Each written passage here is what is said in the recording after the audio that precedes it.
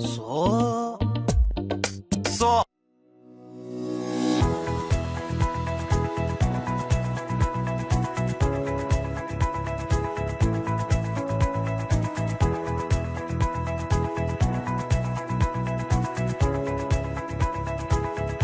السلام عليكم ورحمة الله وبركاته. waxaan ahay Maxamed Axmed Sulub, agaasimaha xiriirada jaamacadda Hargeysa iyo xiriirka dadweynaha. jaamacadda Hargeysa waa mu'asasad ama institution bixiya waxbarashada heerka koobaad ama heerka bachelorka ah iyo heerka labaad. waa jaamacadda ugu weyn qarankan Somaliland.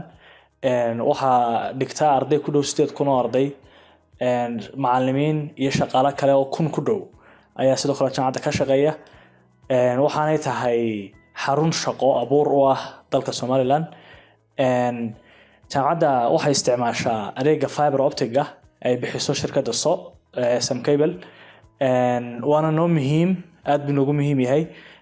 waayo jaamacaddu waxay imika samaysaa waxa lagu galaa imtixaano badan online ah. shaqada waxbarashada iyo shaqada kale jaamacaddu waxay ku socotaa internet.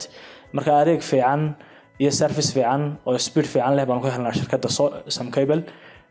waxaa sidoo kale aan soo kordhinay qaybta imtixaanada online-ka lagu qaado ama virtual learning-ka sidoo kale.